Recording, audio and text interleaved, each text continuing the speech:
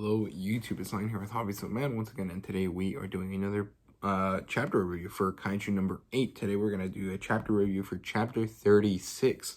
I said chapter way too many times, but hopefully it's not too bad. Now, as always, we do have 3 sections to our discussion review. First, the recap, then the actual chapter review / discussion, and then some theories. We do have some very cool stuff to talk about today. We also have a new segment that I don't really do all the time, but there's been news coming out relatively recently. So yeah, let's just jump into the news section right now. There really isn't that much to cover, but basically it's kind of important to point out that Volume 3 has officially released already, and there's been a few different things. I think Kaiju number 8 also has surpassed like all expectations in terms of sales. It's actually a very, very, very good, well-selling series, and hopefully that means we get an anime adaptation relatively soon. We're only at 36 chapters though, so I don't think we will, because I think usually anime doesn't start airing until you have about 100 chapters, not 100 volumes, sorry. 100 chapters of content to adapt. Now, this doesn't actually mean that they don't start working on it earlier. They might actually start working on it relatively soon. But what I'm saying is that we're still about a year away from having anything to do with anime when it comes to this series, right? So, keep that in mind. And the other thing I wanted to notice was that it was odd that we didn't actually follow the usual pattern. I think we've had 5 chapters in a row. Now, of course, we've had some breaks here and there. I think there's a break for Golden Week and some break for some other thing in Japan that made it so we didn't get chapters in a normal fashion. But I'm pretty sure we've already had 4 in a row with no breaks. So I was actually kind of interested to see that we didn't have the usual break, but we are having it next week. So keep in mind that this was a very short stint of weekly chapters. It's not going to be like that anymore. We're going back to the usual 3 weeks and a break kind of thing that we've been having for quite a while. So next week we're going to have a Kaiju showcase. So yeah, that's it for the news section. It wasn't that important also because I didn't write it down beforehand, so I'm doing it off the top of my head. If I missed anything, please let me know down in the comments so I can so I can talk about it next time in the next chapter review. So yeah, sorry. Let's jump into the recap. Now, in chapter 35, Mr. Shinomiya, aka Isao, or Director General Shinomiya, put the beat down on Kafka. He wore this suit and these gauntlets made out of Kaiju number 2, which is a Kaiju that was important a few years ago, or maybe a Kaiju that was important in the same year at the very beginning. I'm not exactly sure. I can't remember how the numbering system works. I'm pretty sure it resets every year, but I'm not exactly current on that. And yeah, he puts the beat down on Kafka. He just goes to town on Kafka to try to show him that, he's not human. And yeah, it was super awesome. It was really crazy. It just demonstrated that Mr. Shinomiya is so badass, and that Kafka is kind of out of his element as a purely human character, right? Because he's trying to not use his Kaiju powers at all. But he ends up having to, because otherwise he would die. So yeah, pretty good stuff. At the end, it finishes with Mr. Shinomiya launching a very powerful attack that seems to have landed, and in fact not only landed but probably killed Kafka. However, that is obviously not the case, so let's jump into chapter 36. Now, chapter 36 is kind of interesting starting off because it's 23 pages. I'm pretty sure that's one of the longest chapters we've had since the first 5 that released. Most of the time, most chapters are not even 20 pages. I mean, they say they're 21 pages, but they're really more like 19 because there's an empty white page at the beginning, and then you keep going. So I'm pretty sure this is the longest chapter we've had in a long while, which is pretty nice. It's also pretty cool because it's mostly action filled, so it works nicely. So yeah, it opens immediately after chapter 35 with Kikoru yelling Kafka's name. I'm starting to notice that she refers to Kafka always as Kafka Hibino. I'm not exactly sure why that is. Maybe it's like a proprietary, like a, what's it called? Like a thing because she's high class when he's not. I'm not exactly sure, but I find it interesting that she calls him Kafka Hibino every time instead of just Hibino or Kafka or like whatever, Kafka-chan, Kafka-san, whatever other honorific that they use in Japan. So it's kind of interesting that she does it like that, but I don't think it really makes a difference. It doesn't really matter. So yeah, and turns out Kafka caught the punch in a really cool pose. He has his hand like this, his other hand behind it, and he is in full kaiju mode. Very badass, super cool. But there's something odd. His eyes don't look like his eyes usually do when he's a kaiju, and there's a certain kind of like dead feel to them. And Kikoru has a bad feeling. She's really looking down at it, and she's like, huh, Kafka survived. Wait, is that Kafka? Because he looks kind of different, right? He has a certain like aura to him or a kind of different expression on his face that is not what he commonly has when he's in kaiju form. And yeah, Kafka's eyes are dead. Like I said, they are very bright white in his like face mask thing. And it's pretty interesting. And then Kafka lets out a giant roar. He like looks at Mr. Shinomiya right in the face and yells at him.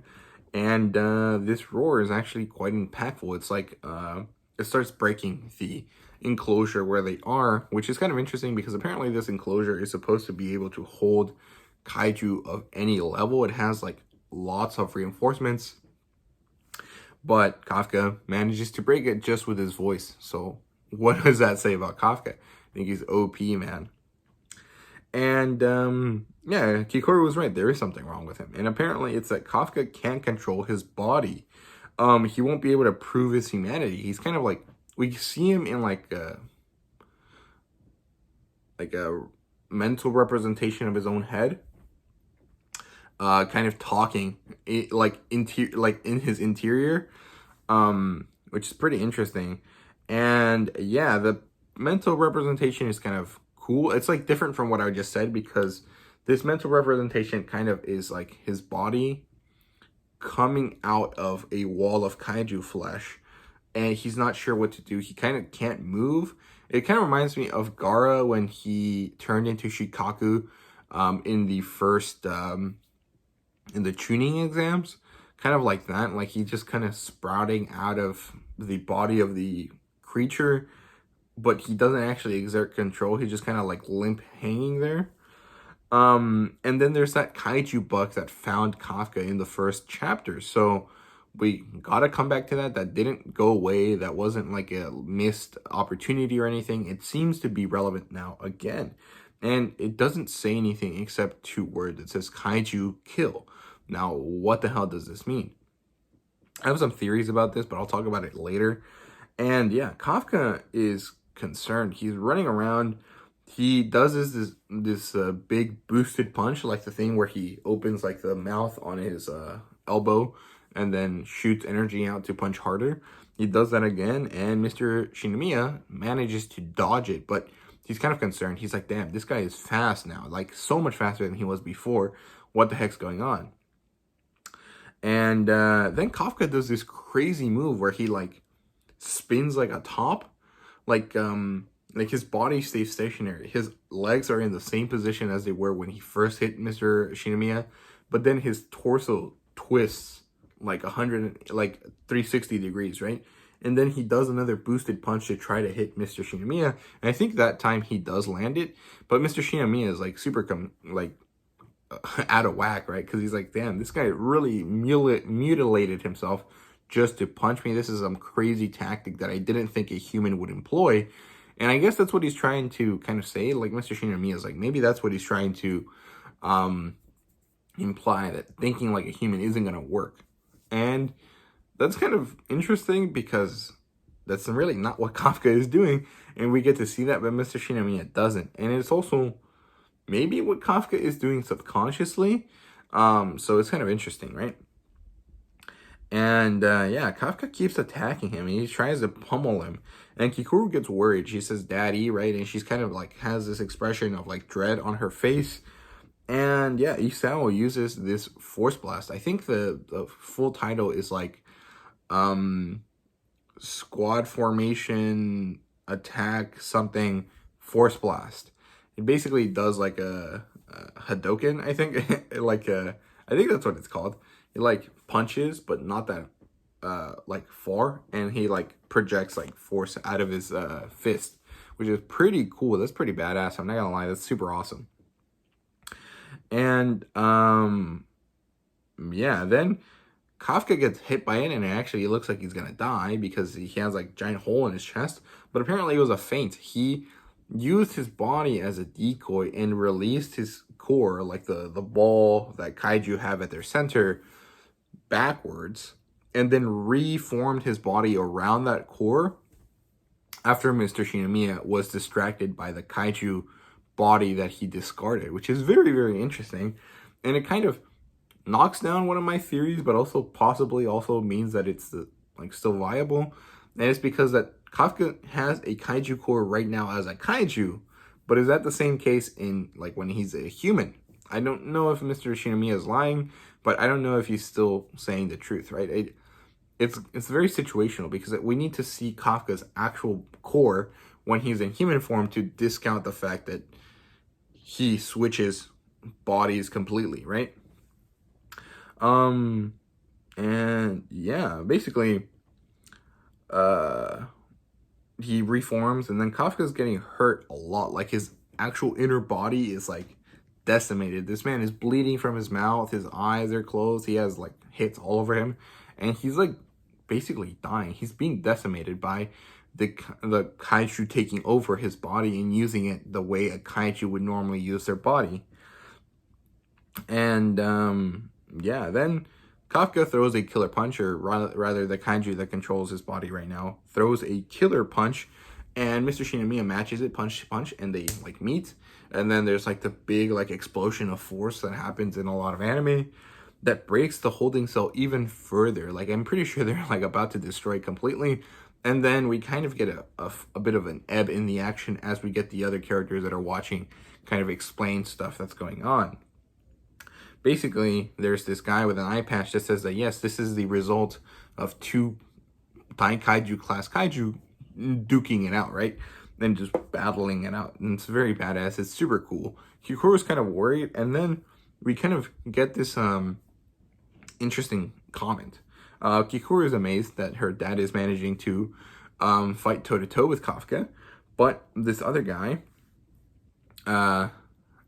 says that, you know, it's kind of interesting that Mr. Shinomiya allowed Kafka to don his Kaiju form, that if he had really wanted to kill him, he would have done it without any, fanfare. And so Kikoro is amazed by this, and she seems kind of interested in her dad because she's like, damn, maybe her dad is giving him a chance, and Isao, Mr. Shinomiya, is not actually a horrible person like he has been presenting himself to be all along. And he seems to be giving Kafka a chance to survive, which is super interesting. I'm kind of, excited to see where this goes, because it makes sense, right? If you're fighting against a force that you really can't dominate, that you can barely suppress as a human, and you suddenly get this guy that is part of the JDF that seems to have a lot of connections to the JDF and to humanity, that also happens to have the same powers as the guys that you can barely suppress, it's super pragmatic and super likely that you're going to obviously use those skills to your advantage, but you have to make sure that this guy isn't a spy or bad or isn't going to turn evil at the drop of a hat, as long as, you know, you're working with him, right? So Mr. Shinomiya is actually testing Kafka in order to see if he's a viable asset to the JDF. He's not actually trying to kill him. It just happens to be that if he needs to kill him, he's ready to do so. And I like it so much. It's very good.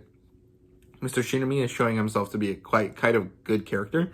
Not like a good person, but like an interesting character, and I like that. And yeah, then the chapter ends with Kafka towering over Mr. Shinomiya. Like, I think he's twice the size of Mr. Shinomiya. And it seems to be that Kaiju number 8's power levels are rising faster than anticipated, which is crazy. This means that Kafka has been projecting Daikaiju levels of power with no, what's it called? No problem when he can go even higher than that. That's crazy, man. This is like Kafka's gonna be like the god of kaiju at this rate, and it's gonna be so cool. I'm really excited. I really enjoyed this chapter. The situation that happened here was really good. The fight was really awesome, and we got some really good exposition and some really good foreshadowing for things to come. And I love that. I thought that was super awesome. The imagery here was also really nice. When Kafka is fighting Mr. Shinomiya, we get a moment where they seem to be the kaiju, like actually, and we get to see Kafka in his kaiju form facing off against this like fat Godzilla guy, and it was so cool. I really enjoyed it. Like the imagery here is always awesome. Like last time with Mr. Shinomiya having like the kaiju mask appear as flames behind him, that was super cool as well. It's just like so awesome. I love how this works all the time.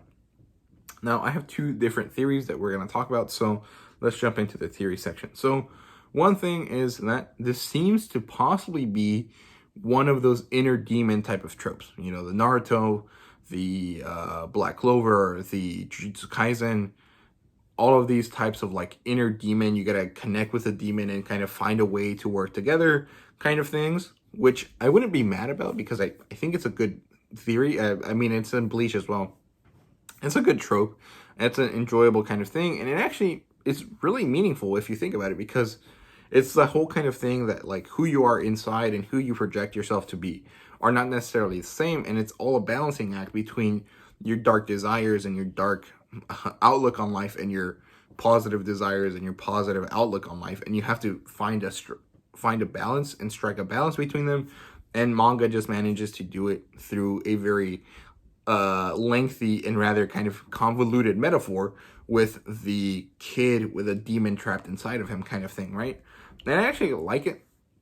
I think it would be pretty interesting to see it with an adult character, because it would just be slightly different. It would kind of work really nicely, and it would be pretty cool. But I'm not necessarily sure that this is the right thing to do with the series, because Kaiju number 8 is showing itself to be a kind of its own beast, kind of its own thing. And I don't think that using the inner demon trope would actually help it. I mean, people are already comparing it to, what's it called? Attack on Titan, and making it seem like that when it's really not that similar at all. I mean, there's a lot more like moral and political and historical implications in Attack on Titan compared to Kaiju number 8. The scope of the stories is pretty different, but people are already comparing it because it's like, oh, this guy that happens to be able to transform into the bad guy kind of thing, right? And I don't think that also adding in the inner demon thing is going to work. It just doesn't seem like a good idea. But if it works well, it works well, right? So we're just going to leave that there. Hopefully it's not the inner demon type of trope. The other thing is that Kafka went berserk, because that's basically what he's in right now. He's like in a berserker mode, because he's battling a strong opponent. Now, this hasn't happened before, but like I said, Kafka has been outputting the same amount of power as those other two guys, as number 10 and number 9, with no problem, and he still has the ability to go even higher. So what I think is happening is that Kafka has lost control of his body because the kaiju in him, the little mosquito guy, knows that Kafka is in serious danger right now compared to before. And so knowing that Kafka isn't going to try hard enough to beat Mr. Shinomiya because he's trying to prove that he's human, the kaiju overrode Kafka's control and is battling Mr. Shinomiya himself in order to survive, right? Because it seems like it's a parasitic relationship where the kaiju gives Kafka powers, but he needs to stay in his body and the body needs to be alive, right? And so if Kafka is in a possible death from a strong opponent that isn't going to give him any leniency or any kind of like quarter, right, I guess, mercy, the kaiju decided to just like ignore Kafka and just do like everything himself so that he gets to live. So I think that's what happened here. I'm not really sure. It's kind of interesting, and I hope that we do get some more information in the next chapter, but obviously who knows what's going to happen in the next chapter. So yeah, that's it. That's all I had for you guys today. I hope you guys enjoyed this video. If you did, please leave a like, subscribe, and comment down below. Let me know what you thought. Thank you guys so much for watching. I really do appreciate it. And see you guys later.